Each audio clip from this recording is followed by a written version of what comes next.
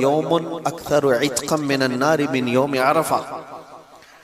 अरफा के दिन से ज्यादा जहन्नम से आजाद होने वाले दिन को मैंने देखा नहीं। हुजूर फरमाते हैं उससे ज्यादा कोई दिन मैंने देखा नहीं जिसमें अरफा से ज्यादा लोगों को जहन्नम से आजाद किया जाता हो। आज हम लोग जिस मुकद्दस रात में बैठे हैं, सबसे पहले अल्लाह का शुक्र बजा लाओ। अल्लाह का करम है, हजारों लाखों लोगों में से अल्लाह ने उठाकर तुम्हें अपने घर में बिठाया है। हो सकता है ईद की तैयारियों में मार्केट में लोग घूम रहे हो, बाजारों में लोग अपना वक्त गुजार रहे हो, बकरा मंडी पूरी सजी होगी सुबह तक के लिए, खरीदना हो ना हो लोग वहां पर मेला लगाए हुए होंगे। आज की रात बहुत सारे लोग अपनी अपनी तैयारियों में गुजार रहे होते, लेकिन फजल है उस रब्बे जुल जलाल का। बाजारों से उठाकर, दुनिया की सड़कों से उठाकर, नुक्कड़ों और चौक से उठाकर मौला ने अपने घर में बिठाया और उसके जिक्र के लिए बिठाया है। सबसे पहले तुम अपनी इस हैसियत को देखो कि अल्लाह तबारक तआला ने मेरे साथ जो फजल फरमाया कितना बड़ा फजल है। एक बात मैं आपको बताऊं, मामूल सबका भी होता है, हमारा भी होता है, दिन में जिससे मुलाकात करनी है सबसे मुलाकात कर लेते हैं, लेकिन रात में घर जाने के बाद कहां कोई जल्दी मुलाकात करता है। लेकिन दुनिया का एक दस्तूर है, अगर कोई ज्यादा स्पेशल हुआ, कोई और ज्यादा खास हुआ तो रात में भी उससे मुलाकात कर लेते। उसके लिए बिला तशबीह व बिला तमसील, रात के वक्त जब बंदे को अल्लाह तबारक व तआला अपनी मस्जिद में बुलाता है तो ये स्पेशल मुलाकात होती है, उसके साथ खुसूसी फजल होता है। वरना हम जिस शहर में हैं यहां मस्जिदें रात को खुलती हैं, इशा में ही लोग ज्यादा नहीं होते, मस्जिदें बंद हो जाती हैं। और ये शहर तो मशहूर है इस बात के लिए कि यहाँ का दिन शुरू होता है मगरिब के बाद। लोग जो है रातों को अपना दिन मनाते हैं, ऐश और इशरत का मशहूर शहर है। लेकिन उस शहर में रात के वक्त रब तबारक व तआला ने तुम पर फजल फरमा एहसान किया है। अल्लाह तबारक व तआला हमारी आखिरी सांस तक उसका जिक्र हमारी जुबानों पर जारी रखे है। मेरे अजीजों, अल्लाह ताला ने कुरान में जो फरमाया कि लोगों को हुक्म दिया गया है कि सिर्फ अल्लाह की इबादत करें, खालिस उसके लिए, बगैर किसी के दिखावे के। जो मेरी बात चल रही थी उसको मैं आगे बढ़ाता हूं। फॉर्मेलिटीज से निकलो, दिखावे से निकलो, रस्म और रिवाज से निकलो। एक बुजुर्ग है इमाम गजाली रहमतुल्लाह ताला अलैह, फरमाते हैं 30 साल तक, तवज्जो देना मेरी इस बात पर, 30 साल तक उनकी जमाअत से नमाज कभी छूटी नहीं। इतना ही नहीं, एक भी नमाज जमात से उन्होंने तर्क नहीं किया 30 साल तक। सिर्फ जमात नहीं, तकबीर उला भी फौत नहीं हुई थी। तकबीर उला किसको कहते हैं? इमाम जो सबसे पहली तकबीर बांध रहा है उस वक्त वो हाजिर थे, वो तकबीर भी उनकी 30 साल में कभी छूटी नहीं थी। जमात से नमाज तो हो सकती है, पहली रकात छूट गई है, दूसरी में गए तब भी उसको कहेंगे जमात से नमाज हो गई। लेकिन जिस बुजुर्ग की बात मैं कर रहा हूं, 30 साल तक उनकी पहली तकबीर भी इमाम के साथ छूटी नहीं थी। लेकिन एक बार ऐसा हुआ, मगरिब की नमाज में आए तो इमाम साहब रकात बांध लिए थे और उनको पहली सफ में जगह नहीं मिली, थोड़ी सी ताखीर में आए। 30 साल के बाद की बात कर रहा हूं, पहली बार ऐसा हुआ, रकात नहीं छूटी पूरी, बस पहली तकबीर छूटी, इमाम की क़िरात शुरू हो गई थी, इनको तीसरी सफ में जगह मिली। वो वापस चले गए, घर चले आए, घर में आकर नमाज अदा कर। क्यों? फिर इशा में नहीं आए, इशा में नहीं आए या मगरिब में जो वापस चले गए। तो दूसरे दिन बहुत बड़ी खबर है ये किसी के लिए, जो 30 साल का पाबंद हो नमाजी, वो आज कहां गया, ये सबके लिए खबर बन जाती है, न्यूज बन जाती है। इमाम गजाली फरमाते हैं उस जमाने में एक और बड़े बुजुर्ग थे, उनको खबर मिली कि वो तो कल मगरिब में आकर के वापस चले गए और ईशा में आए भी नहीं। तो कहे कि वो खुद चल करके आए उनके घर पर। कहा क्या हुआ, क्या है आपको? सुना कि आप मगरिब में आए भी थे और वापस चले गए और फिर ईशा में नहीं आ पाए। उन्होंने कहा बात इतनी थी, 30 साल से मैंने नमाजों की पाबंदी की, तकबीर ओला भी मेरी फौत नहीं हुई। मगरिब में जब गया तो इमाम तकबीर बांध चुके थे, किरात शुरू हो गई थी, मुझे तीसरी सफ में जगह मिली, मैं वापस आया। कहा क्यों? कहा सारे लोग मुझे देखकर क्या कहते हैं कि 30 साल से जिसकी कभी पहली तकबीर नहीं छूटी वो आज पीछे रह गया। मुझे शर्मिंदगी हुई, मुझे शर्म आने लग गई, इसलिए मैं वापस आ गया। फिर ईशा में कहा लोग क्या बोलते कि मत इतने सालों तक जो पाबंदी किया हुआ ऐसा कैसे पीछे हो गया? तो उस बुजुर्ग ने कहा ये तू पूरे 30 साल की नमाजें वापस कज़ा कर, इसलिए कि तू 30 साल तक लोगों के लिए नमाज पढ़ता रहा। लोग क्या कहेंगे इसलिए नमाज पढ़ता रहा। उनको उन्होंने कहा कि जा तू वापस 30 साल की नमाज कज़ा कर ले, जो तू एक भी तकबीर ओला छूटे बगैर जो पाबंदी कर रहा था। बहुत रोए, बहुत रोए। कहा कि ये तुम्हारे दिल में ख्याल कैसे आया कि लोग क्या कहेंगे? मेरे अजीजों, इसी को कहते हैं 30-30 साल तक भी अगर ऐसी पाबंदी करोगे कि लोगों का अपना स्टेटस बरकरार रखने के लिए लोगों की नजर में, तो इसको कहते हैं फॉर्मेलिटी। तुमने इखलास के साथ नहीं किया है। और अल्लाह तबारक व तआला को सबसे नापसंद चीज है ये, सबसे नापसंद चीज है। और इसको कुरान ने कहा है ये मुनाफिकीन की आदत है, मुनाफिकीन की आदत। युराऊन अन्नास, अल्लाह ताला फरमाते हैं लोगों को दिखाने के लिए करते हैं सब। अल्लाह ताला इन तमाम चीजों से हमें बचा है, इन तमाम चीजों से बचा है। हाँ, इसमें मैं फर्क आपको बताऊंगा। इबादतों में किसी को कोई दिखाना नहीं है, रब तबारक व तआला के लिए, रब तबारक व तआला के लिए।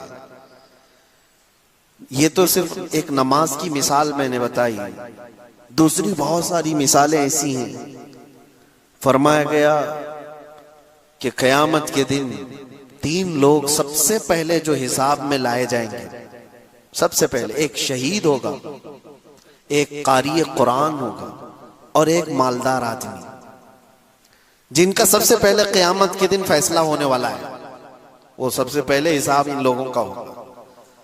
तो रब तबारक व तआला सबसे पहले कारी कुरान को बुलाएगा, अच्छी आवाज वाले जिनको अल्लाह ने आवाज दी है। नात पढ़ने वाले भी हो सकता है इसमें।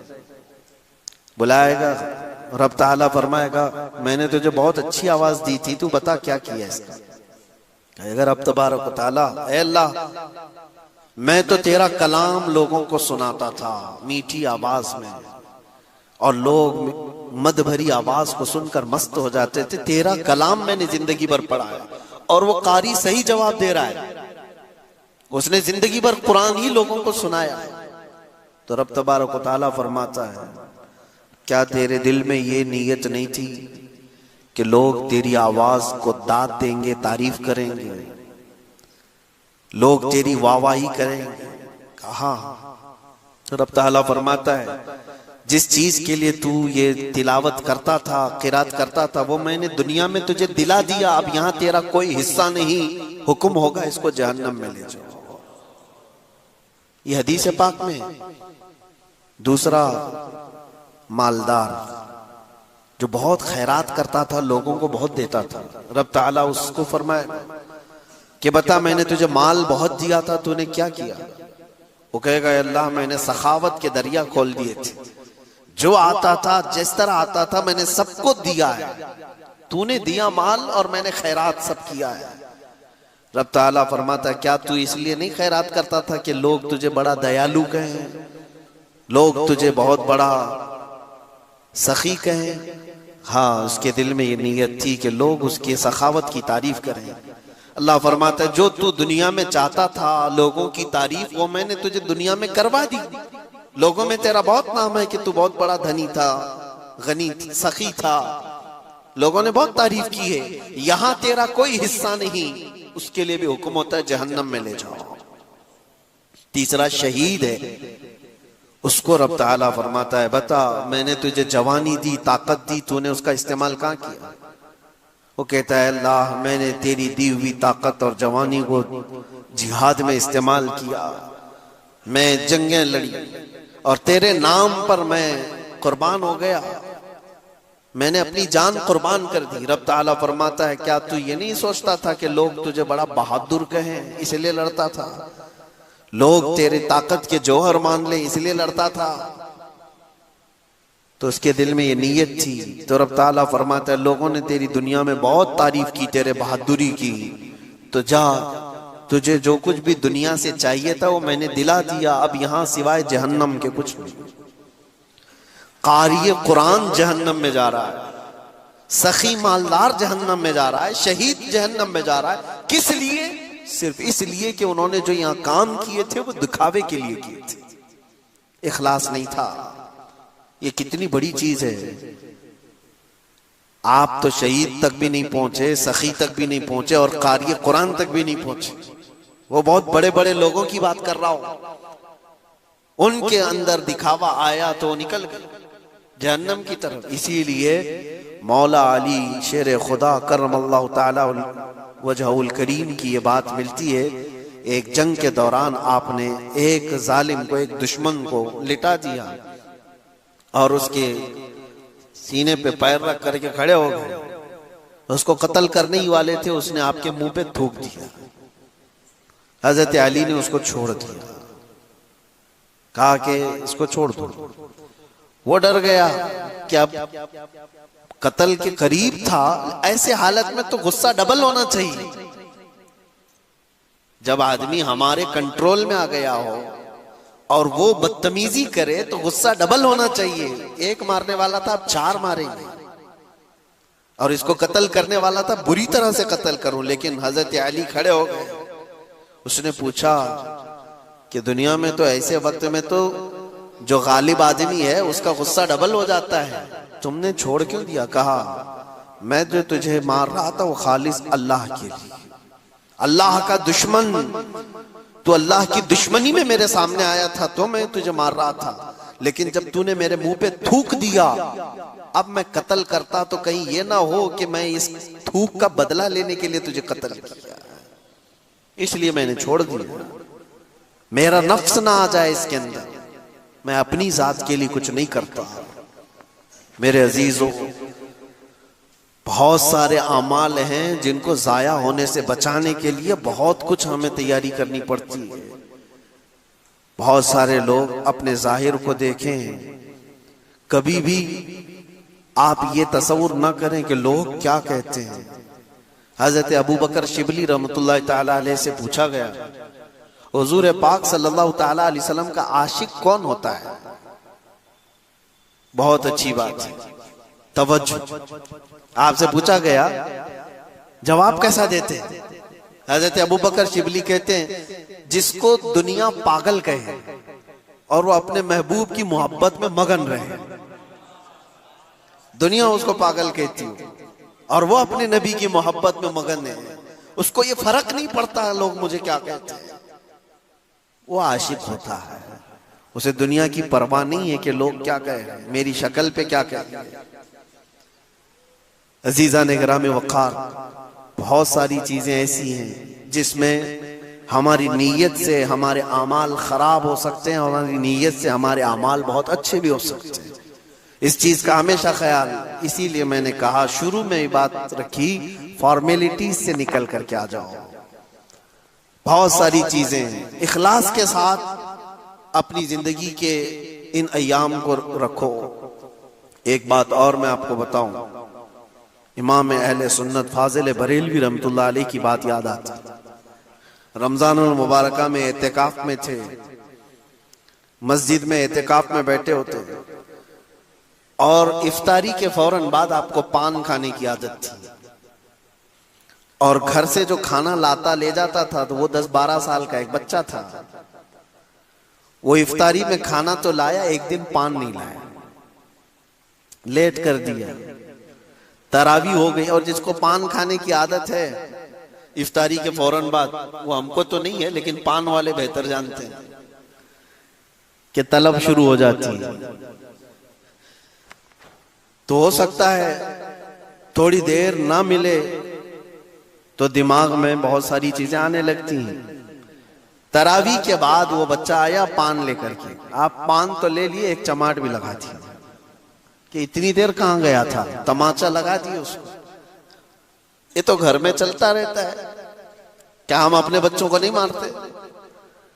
कोई अगर ताखीर किया या कोई चीज हुई तो डांट डपट या थोड़ा सा मारना, ये तो नॉर्मल चीज है, चलती है। वो बच्चा अपना सर रगड़ते हुए भाग गया। लेकिन इमाम अहले सुन्नत फाजिल बरेलवी रहमतुल्लाह अलैह, वो आशिक रसूल, पान खाने के बाद बेचैनी बढ़ गई और इतनी बेचैनी के मस्जिद में टहलने लग गए, इधर से उधर उधर से इधर। आपके शागिर्द हैं मलिकुल उलमा ज़फरुद्दीन रहमतुल्लाह अलैह, वो मस्जिद में थे। उन्होंने आकर के पूछा आला हजरत से कि क्या आप किसी चीज के तलाश में हैं, क्यों इतनी बेचैनी? आला हजरत ने कहा वो बच्चा कहाँ गया जो पान लाया था। कहा क्यों, क्या बात है? कहा उसको ढूंढ के ले आओ, उसको ढूंढ के ले आओ, मैंने नाहक उसको मार दिया। अल्लामा ज़फरुद्दीन रहमतुल्लाह अलैह फरमाते हैं कि ये भी तो कोई बात है, वो खादिम है आपका, खानदानी खादिम है, उसके घर से सारे लोग खिदमत करते हैं। आला हज़रत ने कहा नहीं, वो बच्चा जहां भी उसको ढूंढ के लाओ। कहते हैं कि सबको ढूंढने पर लगा दिए लेकिन बच्चा कहीं मिला ही नहीं। रात भर आला हज़रत मस्जिद में सोए नहीं, एतिकाफ में टहलते रहे। जो आए पूछे मिला वो नहीं। सहरी का वक्त हुआ तो फिर तोशादान लेकर के घर से वो लड़का आ गया। खाना लाने ले जाने की जिम्मेदारी थी। सहरी के वक्त में वो अपने मजे में था, वो अपनी धुन में था। वो आया, जैसे आया अल्लामा ज़फरुद्दीन रहमतुल्लाह अलैह फरमाते हैं ऐसा लगा कि आला हजरत को जिंदगी की कोई बहुत बड़ी चीज मिल गई। दौड़ते हुए आए, तोशादान उसका उधर रख दिया और उस बच्चे के सामने घुटने टेक करके नीचे बैठ गए। 12 साल का लड़का है और वक्त का मुजद्दिद घुटने टेक कर नीचे बैठ गया है। उसके बाजू पकड़ लिए, कहा कि बेटा कल मगरिब के बाद तेरे पान न लाने पर मैंने तरावी के बाद जो तुझे तमाचा मारा वो मैंने अपने नफ्स के लिए मारा, मेरी जरूरत के लिए मारा। इससे शरीयत का क्या लेना देना?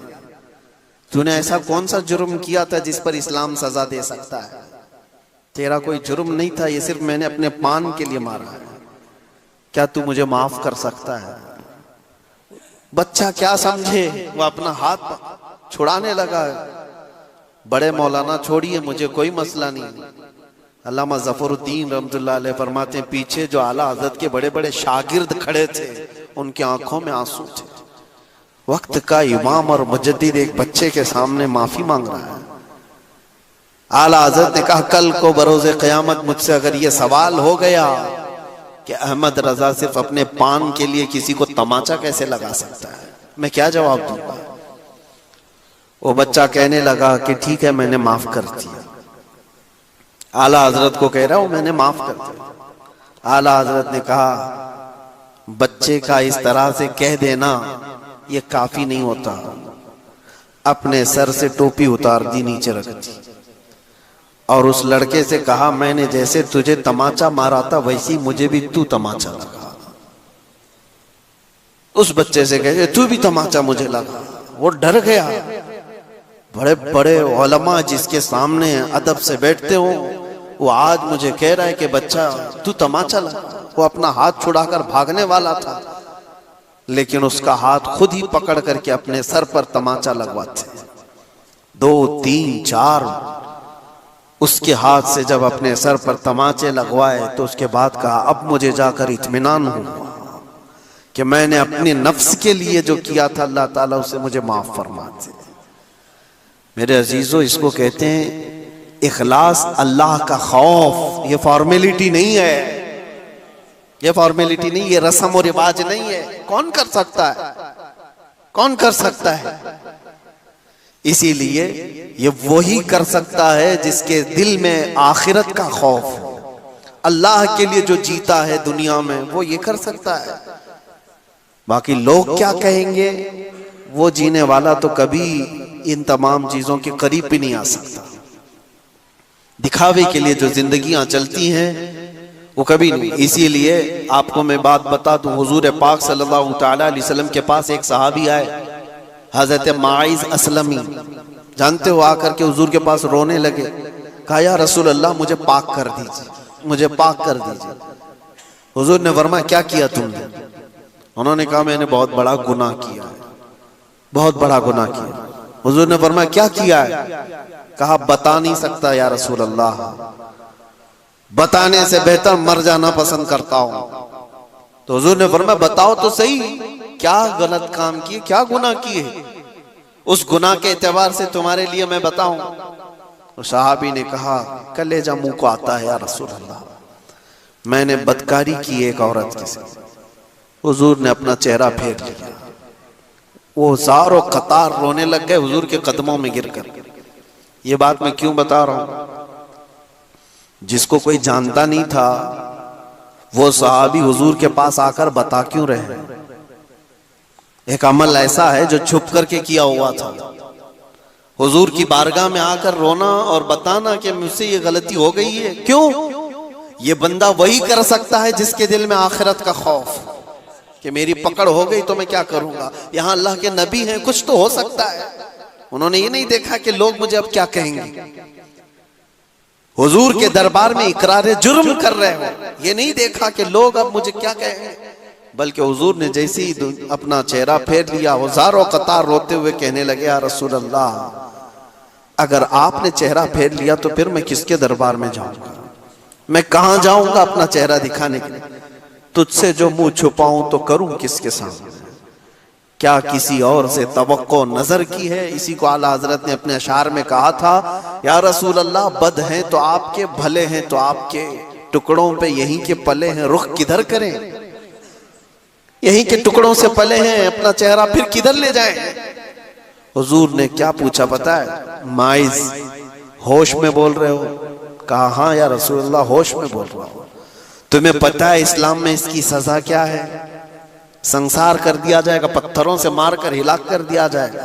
उन्होंने कहा हाँ या रसूल अल्लाह मुझे मालूम है।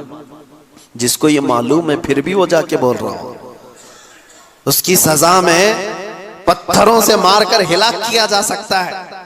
जिसको ये मालूम है वो फिर भी छुपा नहीं रहा है, हुजूर के दरबार में आकर बोल रहा है। ये कौन कर सकता है? जिसके दिल में ये खौफ हो अल्लाह का, आखिरत में पकड़ हो गई तो क्या करूंगा। हुजूर ने फरमाया ये नशे में भी नहीं है, होशो हवास में है, और इस्लामी सजा इसको पता है, उसके बावजूद बोल रहा है। हुजूर ने 3 बार पूछा तो उन्होंने वही जवाब दिया।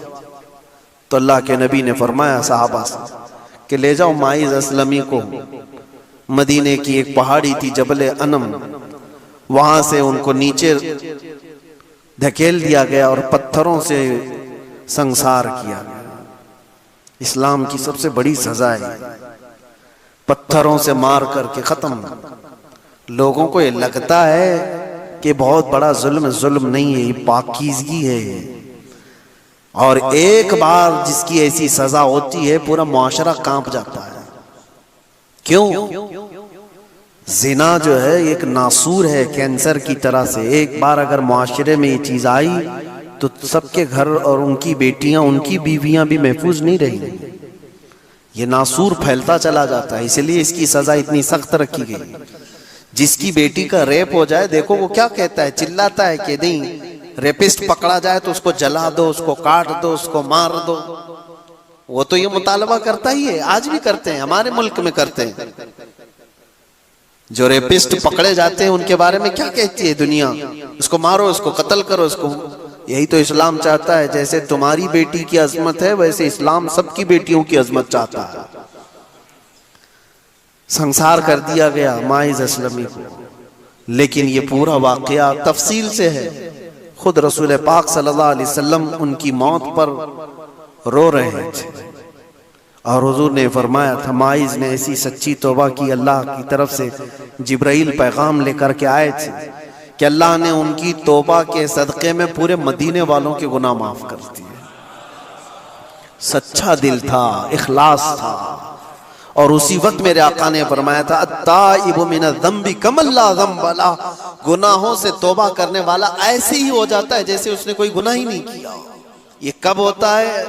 जब खौफे खुदा से दिल लरस जाता है, इखलास से भरा हुआ दिल फूट करके रोने लगता है अल्लाह की बारगाह में, तो रब तबारक व तआला की रहमतें उस पर बेहिसाब होती हैं। इसीलिए मेरे अजीजों, ये मजलिस जिक्र है, यहाँ पर कोई दिखावा ना करो। यहाँ ये तस्वुर करो कि मैं सिर्फ अल्लाह के बुलावे पर आया हूँ, वो मुझे देख रहा है, बस इतना काफी है। बहुत सारे दरबारों में खड़े हुए होंगे, बहुत सारी जगहों पर तुम्हें भी खड़े होने का इत्तेफाक हुआ होगा, लेकिन अल्लाह की बारगाह में इस तस्वुर के साथ खड़े होकर के देखो एक बार कि मुझे कोई देख नहीं रहा है, सिर्फ मेरा रब देख रहा है, मैं हूं और मेरा खुदा है। ये इखलास लेकर आओ, ये दिल के अंदर ये प्यूरिटी लेकर के आओ।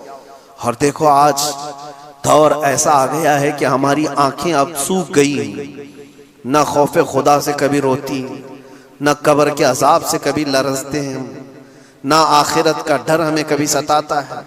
क्या कभी ऐसा हुआ कि तुम्हारे बिस्तर पर तुम्हें बेचैनी हो रही हो? लेकिन बेचैनी हुई होगी दूसरे कामों की वजह से। बेचैनी है आज बिस्तरों पर, लेकिन वो बेचैनी किसकी है? हिसाब मिल नहीं रहा है दुकान का, इसकी बेचैनी है। भाई बेटा बीवी कोई बीमार है, उसकी बेचैनी है। कोई चीज चोरी हो गई, उसकी बेचैनी है। माल में खसारा ना हो जाए, उसकी बेचैनी है। हिसाब किताब में बहुत बेचैनियां हैं। क्या कभी बिस्तर पर इसकी बेचैनी आई कि मुझे सिर्फ और सिर्फ 4x6 की कब्र में लोग दफन करके चले जाएं, उसमें करवट लेने की भी जगह ना हो? वो रात याद करके कि जब लोग मेरी तख्तियां बंद करके मुझे करवट लिटा करके बहुत तंग जगह पर मनो मिट्टी तले दबा कर चले जाएंगे, उस रात को याद करके कभी बेचैनी आई? कयामत के दिन का होलनाक मंजर याद करके कभी बेचैनी आई? दोज़ख की तपती हुई और वहां के सख्त अजाबों को याद करते हुए कभी बेचैनी आई कि कभी मैं पकड़ा गया तो क्या होगा? महशर के मैदान में मेरे ऐब खोल दिए जाएंगे, मैं मुंह दिखाने के काबिल ना रहूंगा, तो ये बेचैनी आई कभी? ये बेचैनी क्यों नहीं आती? हमारी आंखें क्यों इतनी सूख गई हैं? रोते तो हैं हम आप, लेकिन दुनिया के लिए रोते हैं। सच बता रहा हूं मेरे अजीज, तुम्हारे घर में किसी को कुछ हो जाए तो रोना आता है तुम्हारे बेटे को कोई तकलीफ हो तो रो लेते हो, बीवी को कुछ तकलीफ हो तो रो लेते हो। ये सब दुनिया है। और कुरान ये कहता है यौम ला यनफउ मालुन वला बनून, वो दिन तो ऐसा होगा जब तुम्हारा माल भी तुम्हें कुछ नफा नहीं देगा, तुम्हारे बेटे भी नहीं नफा देंगे। जिनके लिए रोते हो ना, हमारी आंखें रोती हैं। मैंने देखा है कई लोगों को बिजनेस में बहुत बड़ा खसारा हो गया है तो बेचैन होकर रोने लग गए, किनारा हो गए। उनकी बेचैनी ऐसी है कि दिल थमता नहीं है नुकसानों को याद करके। तुम जिस नुकसान पे रो रहे हो, और मेरा मौला फरमाता है ये तुम्हारे किसी काम में नफा नहीं देगा कयामत के दिन। और जिस बेटे के लिए तुम रो रहे हो, बेटे के मुतालिक तो हदीसों में मिलता है ये तुम्हें पहचानने से भी मना कर देगा, पहचानने से भी मना कर देगा और अपना दामन छुड़ाएगा। तुम जहन्नम में जा रहे हो, बाप जाओ, तुम्हारी नौसत मुझे नहीं चाहिए। यहाँ तो वो कयामत वाला मंजर तो अभी दुनिया में देखने को मिल रहा है। यहाँ तो बेटे जिंदगी में ही बाप से दामन छुड़ाते हुए भाग रहे हैं। वहां क्या होने वाला है? दुनिया के लिए हमारी आंखें रोती रही। ये सब बातें इसलिए मैं अर्ज कर रहा हूं कि हमारी बेचैनी दुनिया के लिए, हमारा रोना दुनिया के लिए, जिसकी वजह से दिल हमारा सख्त हो गया, दिल सख्त हो गया। और इसी वजह से इतनी हजारों तकरीरें, हजारों मजलिसें किसी के काम नहीं आती। हमारी दुआएं क्यों नहीं जा रही? फिलिस्तीन के लिए रोते हैं हम, दुआएं करते हैं, हमारी दुआएं क्यों नहीं जा रही? इज्तिमाई तौर पर लोग दुआएं करते हैं। इखलास पैदा करो मेरे अजीज, इखलास पैदा करो। बहुत रो लिया हमने दुनिया के लिए, लेकिन क्या तुमने कभी ये चीज सुनी है हदीस पाक में? मेरे मुस्तफा करीम सल्लल्लाहु तआला अलैहि वसल्लम के पास कोई दुनिया नहीं थी। एक मशकेज़ा, खजूर के छाल का बिस्तरा, हाथ का तकिया, जब हुजूर सो करके उठते थे तो आपके जिस्म पर रस्सियों के निशान हुआ करते थे।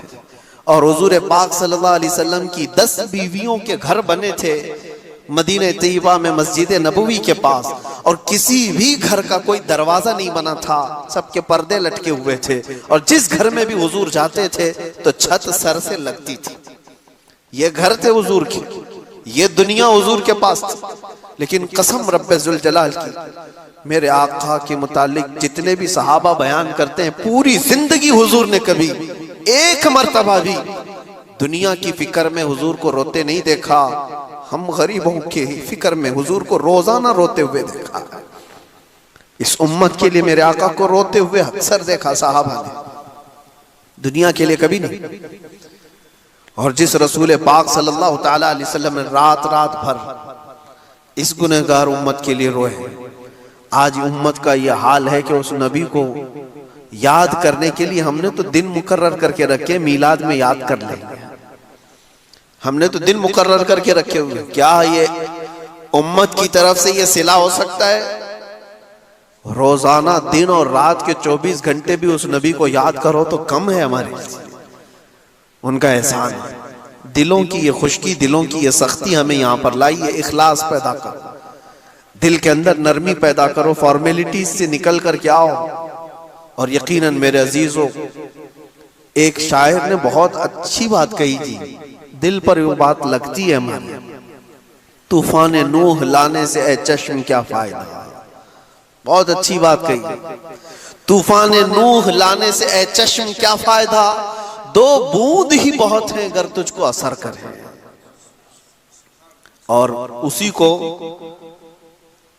ये भी कहा गया है दूसरे शेर में, अगर मैं कहूं, दिल से जो बात निकलती है असर रखती है, पर नहीं मगर ताकते परवाज रखती है।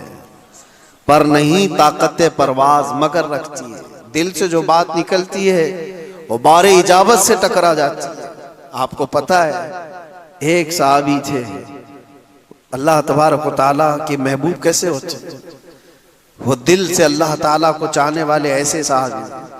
हुजूर पाक सल्लल्लाहु ताला अलैहि वसल्लम की बारगाह में ऐसे मुलाजमत के साथ रहते थे, सब कुछ छोड़ दिया था, ऐश इशरत कोई चीज नहीं थी, खालिस अल्लाह की मोहब्बत। लेकिन इत्तेफाक ऐसा हुआ उनके साथ कि उनकी बहन का किसी दूसरे खानदान के साथ कुछ झगड़ा हो गया, लड़ाई हो गई। इनकी बहन ने सामने वाले को कुछ मारा तो उसके दांत टूट गए, और बदले में दांत के बदले दांत। वो खानदान वाले हुजूर के पास आए फैसला करवाने के लिए, या रसूल अल्लाह सल्लल्लाहु अलैहि वसल्लम, इनकी बहन ने हमारे घर में हमारी बहन को मारा है जिससे दांत टूट गए, क्या होना चाहिए? तो हुजूर पाक सल्लल्लाहु ताला अलैहि वसल्लम फरमाया, क्या ऐसा हुआ है? कहा तो फिर बदले में तो ये हो सकता है कि उनके घर वाले इनकी बहन के दांत तोड़ देंगे। इस साहबी ने जोश में आकर क्या कहा पता है? अल्लाह की कसम मेरी बहन के दांत नहीं टूटेंगे। क्या कहा? अल्लाह की कसम मेरी बहन के दांत नहीं टूटेंगे। कहा क्या, किस यकीन के साथ अल्लाह की कसम खा रहे हो? ये इस्लाम का कानून है, अल्लाह की कसम मेरी बहन के दांत नहीं टूटेंगे। वो उठ करके चले गए, क्योंकि दिल के अंदर ऐसा जोश था जिसमें बोल दिया उन्होंने। बाद में लोगों ने उनको समझाया कि अल्लाह की कसम खा करके तुम कह रहे हो, क्या इस्लाम के खिलाफ जाओगे? इस्लाम के खिलाफ जाओगे, कानून के खिलाफ जाओगे?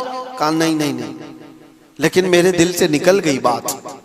हुआ इत्तेफाक कि वो दूसरे खानदान वाले आए हुजूर के पास। आ करके उन्होंने कहा, या रसूल अल्लाह सल्लल्लाहु अलैहि वसल्लम, हम बदला नहीं चाहते, कुछ फिदिया दे करके उनको छोड़ देना चाहते। सामने वाले खुद राजी होकर के आए। वो आए और इनसे कहा कि नहीं, हम बदले में दांत नहीं तोड़ेंगे, कुछ फिदिया लेकर के, कुछ दियत लेकर के छोड़ देना चाहते हैं। ये साहबी खुश हो गए। हुजूर के पास जिब्राइल अमीन आए, ये वाकया क्यों हुआ था उस पर हुजूर पाक सल्लल्लाहु अलैहि वसल्लम ने एक बात फरमाई जो बुखारी शरीफ में मौजूद है। अल्लाह के नबी फरमाते हैं कुछ बंदे ऐसे हैं बिखरे बालों वाले, परागंदा चेहरे वाले, धूल में अटे हुए, लेकिन अगर वो अल्लाह की कसम कर दें किसी चीज पर तो अल्लाह उनकी कसम पूरी कर देता है। लव अक़समू अलल्लाहि ला बर्रा, अगर वो अल्लाह को कसम दे दें किसी बात की, अल्लाह उनकी कसम की लाज रखता है, उनकी कसम पूरी कर देता है। ये कौन लोग हैं? ये वो इखलास के बादशाह हैं, खालिस रब के लिए जीते हैं, अल्लाह के लिए जीते हैं। और इसीलिए मेरे आका ने फरमाया मन कान लिल्लाहि कान अल्लाहु लहू, जो अल्लाह का हो जाता है अल्लाह उसका हो जाता है। बस इस तरह की जिंदगी पर अपने आप को ले आओ, दुनिया के सारे झमेलों से अपने आप को निकालो, अल्लाह के हो जाओ, अपने आप को उसकी तरफ उसके हवाले कर दो। फिर देखो, ये भी बात किसी शायर ने सच ही कहा है, खुद ही को कर बुलंद इतना कि हर तकदीर से पहले खुदा बंदे से खुद पूछे बता तेरी रजा क्या है। वो मकाम लाने के लिए बंदे को अपना आप सब हवाला करना होगा रब ताला की बारगाह में, अपने आप को हवाला कर दो अल्लाह की बारगाह में। दो बहुत बड़े बुजुर्ग हैं, ये आखिरी बात मुस्लिम शरीफ के शरह में इमाम नववी रहमतुल्लाह अलैह ने इनका जिक्र फरमाया। एक रबिया बिन हराश, एक रिबई बिन हराश, दो भाई थे, सगे भाई थे, बड़े मुहद्दिसीन हैं, अल्लाह वाले कैसे कैसे उठे देखो। और दोनों ने बात बात में ये कसम खा ली कि मैं जिंदगी भर, तो कुछ बातें चल रही थी उनकी आखिरत को लेकर। उनके जो बड़े भाई थे रिबई या छोटे थे, उन्होंने कसम खा ली जब तक मैं जन्नत में अपने आप को नहीं देख लूंगा उस वक्त तक हंसूंगा नहीं। अपने आप पर हराम कर लिया हंसना जिंदगी में। उनके दूसरे भाई ने भी कहा मैं भी कसम खाता हूं कि जब तक मैं अपने आप को जन्नत में नहीं देख लूंगा हंसूंगा नहीं। कैसे लोग थे, और जिंदगी भर उनको कोई हंसते हुए नहीं देखा, नहीं हंसे। लेकिन अल्लाह तबारक व तआला के लिए जब बंदा कोई चीज छोड़ देता है तो रब ताला उसे तन्हा नहीं छोड़ता। हज़रत रिबई बिन हराश, बड़े बड़े मुहद्दिसीन ने ये बात लिखी है, इंतकाल हो गया उस वक्त तक नहीं हंसे, मौत आ गई तब तक नहीं हंसे। लेकिन लोग उनको जब गुस्ल के लिए तख्त पर लिटाते हैं तब वो हंस पड़े।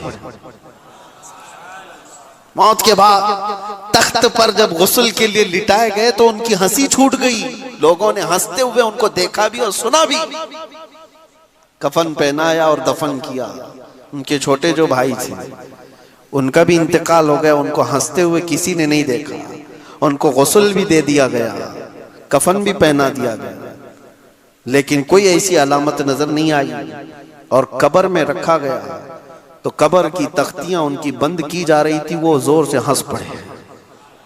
कब्र के अंदर बुजुर्गों से पूछा गया क्या बात थी, तो शारे नबवी शारे मुस्लिम वो कहते हैं इन दोनों ने जिंदगी में कसम खाई थी जब तक जन्नत ना देखूं हंसूंगा नहीं।